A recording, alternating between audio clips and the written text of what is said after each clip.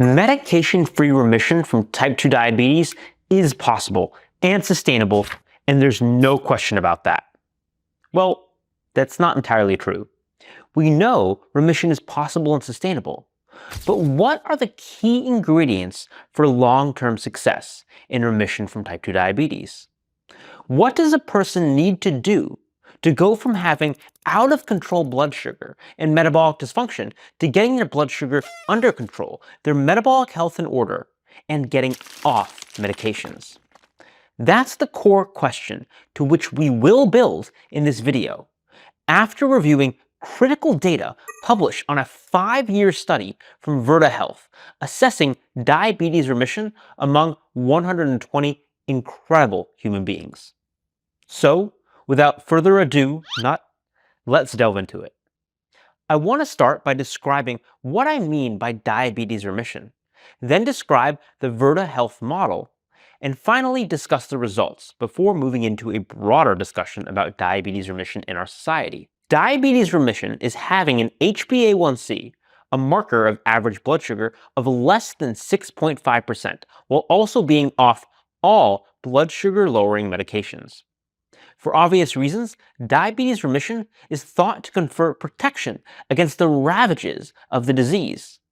It doesn't mean that at some point you can go back to eating endless breadsticks at the Olive Garden, which I used to love, or munching on munchkins at Dunkin' Donuts.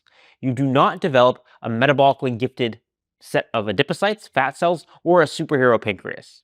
You're still vulnerable, but provided you're happy to stick with the lifestyle that brought you into remission in the first place, in this case a low-carb ketogenic diet, then your organs and overall health are thought to be protected against the devastations of a disease that otherwise can lead to amputations, nephropathy, neuropathy, retinopathy, heart disease, dementia, and a multitude of disastrous consequences. Diabetes, uncontrolled, is no joke. Now, the Virta Health model is, at a high level, a continuous remote care application that can actually now be accessed commercially through direct payment or insurance coverage. And there's also a telemedicine care team that advises Virta Health participants on nutrition therapy and manages diabetes medications. The dietary therapy that Virta recommends includes advising patients to consume less than 30 grams of carbohydrates per day, a moderate amount of protein, about 1.5 grams of protein per kilogram of body weight, and fat intake to satiety. Other than that, the diet plan is flexible, individually tailored, be your personal preference a tomahawk in tallow or tarragon tofu. I don't actually know if that's a thing, but I like alliteration and I have ChatGPT to make images, so this is what you get. Anyway, Virta has previously published the results of its prior controlled trial comparing the Virta Health model to usual care, with the Virta Health model yielding far superior results in terms of blood sugar control, including large drops in HbA1c and fasting blood glucose and fasting insulin as compared to usual care. But in this recent study, the one I want to discuss in this video, researchers reported on 120 people who consented to an extension of the prior trial and completed 5 years of remote monitoring. Now, remarkably, 20% of these 5-year completers, 24 people, achieved diabetes remission. Of these, 8 were in complete remission from prediabetes and diabetes with an HbA1c of less than 5.7% and off all medication. And 32.5%, 1/3, achieved an A1c in the non-diabetic range with no diabetes medications or only metformin. 1/3. That's pretty great.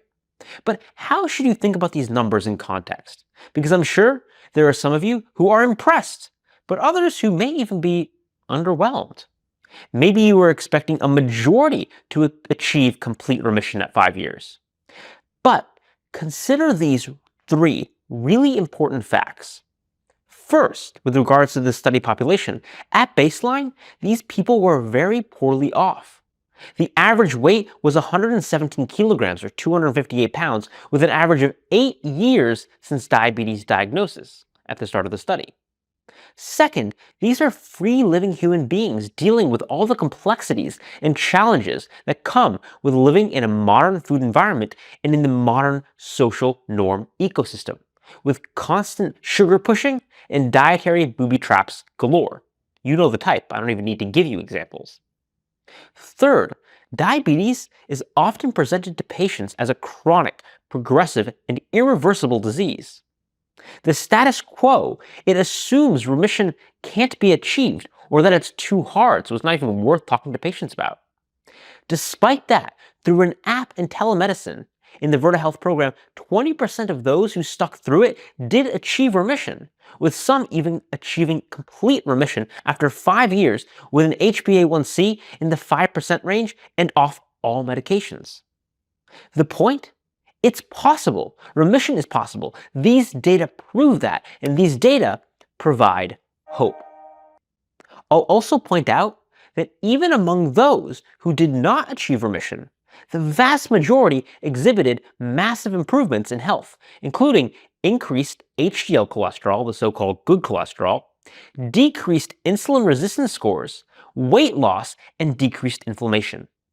The majority of patients also on diabetes medications that have the harshest side effect profiles, like sulfonylureas or insulin, also came off those medications entirely. Health, as I hope you know, isn't an all or nothing game, and even among those who didn't achieve remission, they made tremendous progress that should be applauded. But now, the question that is of greatest interest to me is, what is or what was the secret sauce of those who achieved remission and sustained remission? And how can we, as a biomedical community, as a general public, scale that proportion from 20% of people to 100% of people? Well, first, it's important to note that those with higher ketone levels in this study tended to show better results. This is proof in the pudding. Proof in the cheese platter? That adherence to a lower carb, more ketogenic diet yields better results in terms of blood sugar control. Of course, in a free living environment over half a decade, there are going to be challenges, and adherence isn't always easy. But for those who can find ways to adhere more strictly to very low carb, even ketogenic diets, they're more likely to achieve remission and improvements in health. The physiology just makes sense, and in some ways, biology actually plays fair. So, in my success formula for diabetes remission, were I to create one, it includes all the tools available to empower patients to happily adhere to an optimized, personalized low-carbohydrate diet.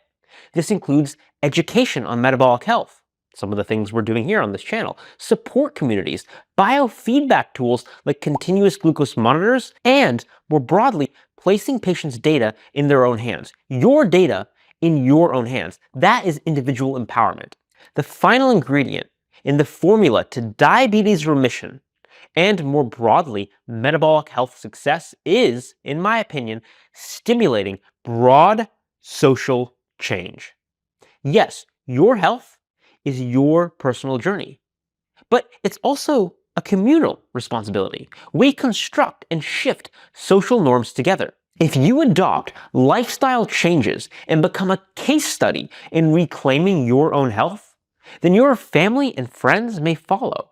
And these positive behaviors can spread across society like hot butter on warm toast. Sorry, I did it again. I mean, hot butter on steak? So, coming to our conclusion, what I love about these data from Virta is not that 20% remission is good enough. No, not nearly. But that Virta is pioneering in a place, in a time where normal is inevitable disease progression.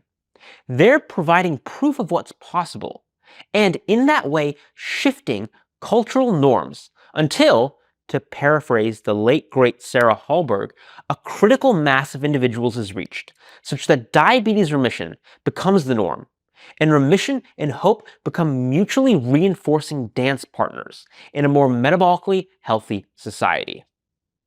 So the takeaway here is clear. Diabetes is often labeled as a lifelong progressive disease, but these data show That narrative can be rewritten. Type 2 diabetes remission is possible. So the real question is, how many more people can we empower to achieve it? And how quickly? So, tell me in the comments, what are you doing to change the conversation and also change your own health? Stay curious. I hope you feel inspired. I know I do.